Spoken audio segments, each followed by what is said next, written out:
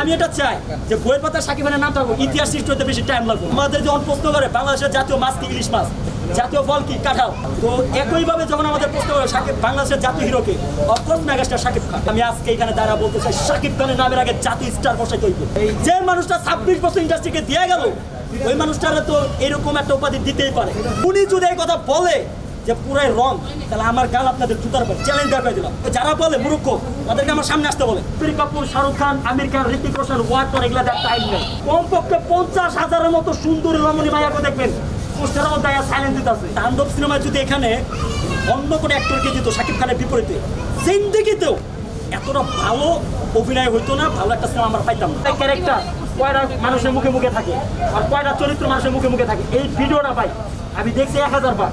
দেখে এত পরিমাণ কান্না লাগছে, তাদেরকে উদ্দেশ্য করে ডাইরেক্ট আমি মনে করে কয়ে দিতে চাই, ভাই তোমাদের এত যদি দেমাগ থাকে আর এত যদি মনে করো ওইরকম পাওয়ার থাকে, তোমরা তাণ্ডব দেখে একবার না কোটিবার বলতে পারতো ভাই মেগাস্টার সাকিব খানের অভিনয় কত প্রকার কি কি দেখা দিচ্ছে।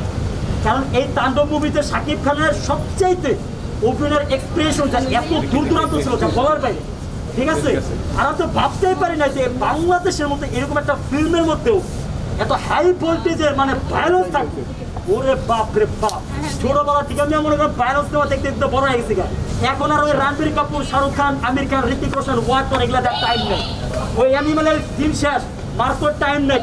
মেগাস্টার সাকিব খান এমন একজন হিরো, বরবাদে কিন্তু উনি একটা সাইলেন্স দেখে, সাইলেন্স একবার সবাই সাইলেন্স করে দিত, ঠিক আছে। অ্যানিমেল মুভি যখন রিলিজ হয় তখন কিন্তু ববি দোয়েল একটা সাইলেন্স দিত, বোমা থাকে, তখন তো ভাই সাইলেন্সটা ট্রেন্ডিং আহে না। কারোই দেখলাম না একটা সুন্দরী রমণী কোনো মাইয়া মুইয়া কারো একটা অডিয়েন্সের দেখলাম না সাইলেন্স একটা ট্রেনিং দিল। অথচ দেন সাকিব খানের বরবাদের হ্যাশট্যাগে ক্লিক করেন, কমপক্ষে 50,000-এর মতো সুন্দরী রমণী মাইয়াকে দেখবেন পোস্টারের মধ্যে সাইলেন্স দিতে আছে।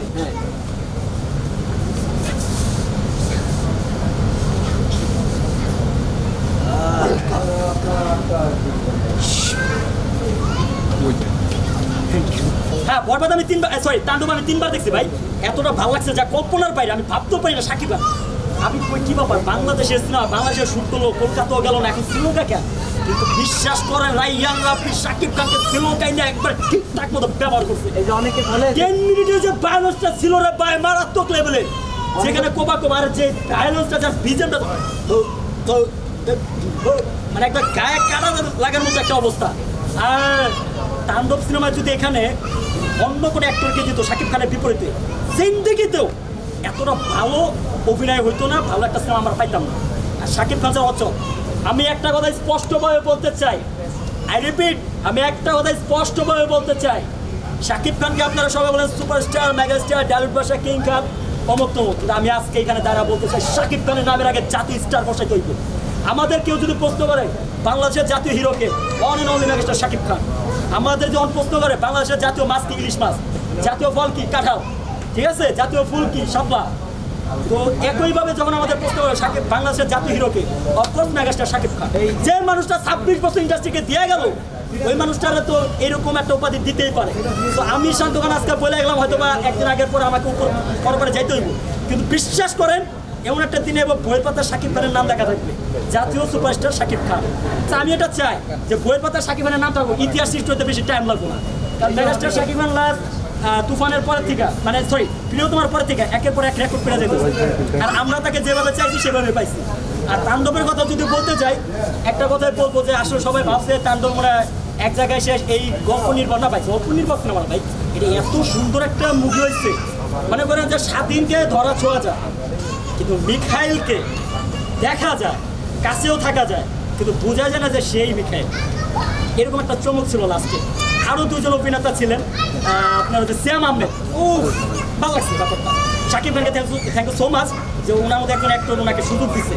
এমনকি আপনারা শ্যাম আহমেদকে এই কথা জিজ্ঞেস করবেন, একটা ছেলে মুখটা দেখে বলছে আপনার কেরিয়ারের বেস্ট ফিল্ম, আপনার কাছে কি মনে হয়? উনি যদি এই কথা বলে যে পুরাই রং, তাহলে আমার গাল আপনাদের জুতার পর চ্যালেঞ্জ দেখাই দিলাম।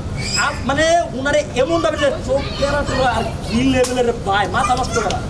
Thank you so much Raihan Rafi সাহেবকে যে এত সুন্দর ভাই করছে। এই কারণ বাজারের রেল বস্তির ওইখানে যাই, 4-5টা পুয়ারে 2টা আইসক্রিম খাওয়াই, ঠিক আছে, আর 200 টাকা ধরা দিই, তোমরা যাইবে ড্রেস বুক করাই দেবো, যাও যা কো বুকায় বুকায় হ্যান ত্যান এই সেই বস্তি পুরো কটুকেরা বলে দিবি। এদের কামিটা। আর এরা কারা করে, ওই কিছু আছে থার্ড পারসন যারা আসলে শাকিব খানকে দেখতে পারে না, শাকিব খানের শুধু তারা এগুলা করে, যেটা আমি ওপেন এটা বলবো। আমার লোকে পায় যে আহ চ্যানেল যাও, মুখামুখি কথা বলো, এত যেহেতু আছে ওই যারা বলে মূর্খ তাদেরকে আমার সামনে আসতে বলে, আমি সরাসরি ফেস টু ফেস কথা বলবো।